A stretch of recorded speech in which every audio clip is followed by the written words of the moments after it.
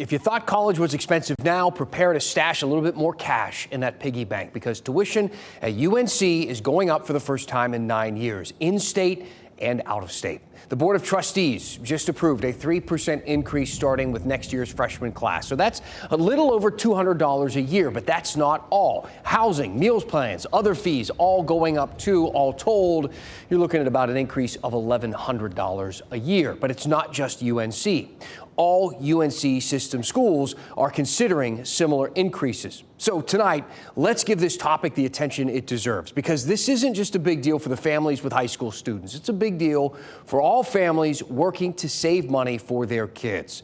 The next big piece of the story is at NC State, where the board is set to vote on a tuition increase tomorrow. Here's WRAL's Flynn Snyder. It's a reality we're all dealing with, rising costs. The state's largest university is also feeling the pinch. That's why NC State is considering a move it has not done in 9 years, raising tuition.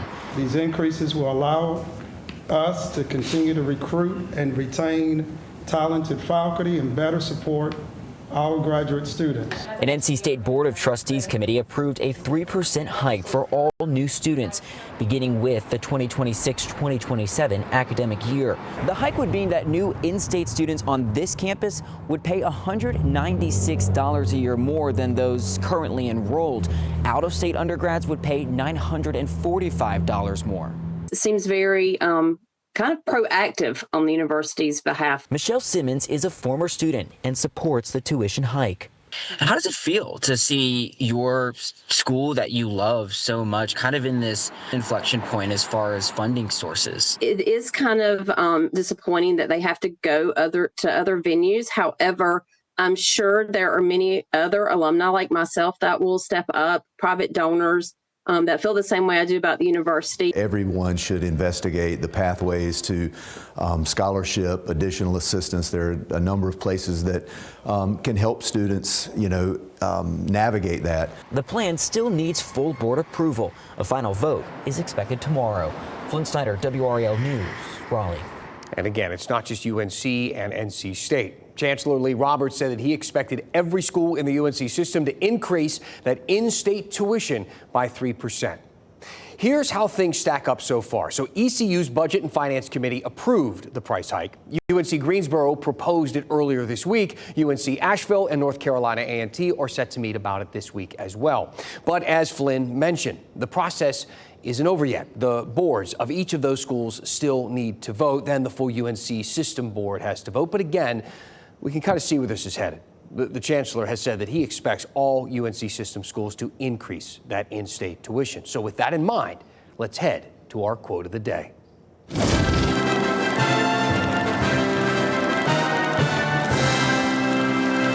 I think everyone should investigate the pathways to additional assistance. That is your quote of the day. It's coming from Ed Stack, the Board of Trustees chair for NC State. And he's talking about scholarships and financial aid, things that do make college more affordable, but are not always options for everyone. This is something that we have covered several times here at 7 p.m. And we've talked about this aid gap for some families. These are the families making over $125,000 a year. Oftentimes that is too much money for your kids to get any significant financial aid. And for them, a 4-year degree at UNC and NC State without scholarships will cost, all told, about $100,000 for 4 years, which is a lot of money for a school that you already pay for with your tax dollars.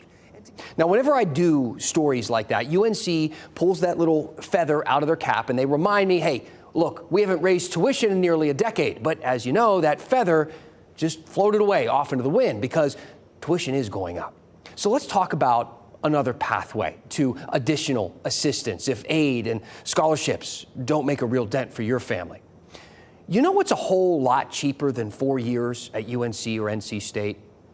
2 years at UNC and NC State. It takes me to an email that we got from a viewer named Dave. He said, stop depressing people about those big box colleges. You can go to community college for just about free. And Dave is not wrong. Not only is community college a great option for people, North Carolina has one of the largest systems in the country, and it can save you thousands and thousands and thousands of dollars. But how? Well, let's start with CCP. This is the Career and College Promise program. Juniors and seniors in high school with a 2.8 GPA or better can go to a local community college during their high school day, take college classes, and earn college credits for free. And this is not some rigid program. If you're a smart freshman or sophomore, they will make an exception. You can take those classes too. Do you know what this means? It means that kids can graduate high school with an associate's degree in some cases. That would mean that you'd already have 2 years down, be 2 more years to getting your bachelor's, and it could save them, get ready for this, around $50,000. This program has been a massive success for so many families, and it's changed the way that a lot of those families look at community college. Many, many more students are seeing community colleges in a new light. Families are learning more about it from their neighbors, from their community organizations. And I do think people's older impressions of community colleges are changing. So it's true, people are catching on. This fall, the UNC system admitted 18,000 new transfer students, and 10,000 of them came from community college. And it's easy to see why. Look at the affordability. Tuition and fees at UNC and NC State are around $9,000 a year. Durham Tech is $2,600. And if you're from Durham or Orange County, it's closer to $2,000. That's about a $10,000 savings in those first 2 years. I think people might worry that they're not going to get an equal education at the community colleges. And we know from our transfer data that that's not true, that our students are doing excellent work at the four-year universities. And they have better grades. Last fall, the average GPA for Durham Tech students who transferred to a UNC system school was 3.2 in their first year. Students taking that four-year route averaged 3.11.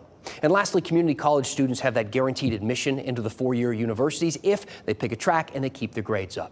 Now look, I get it, I understand.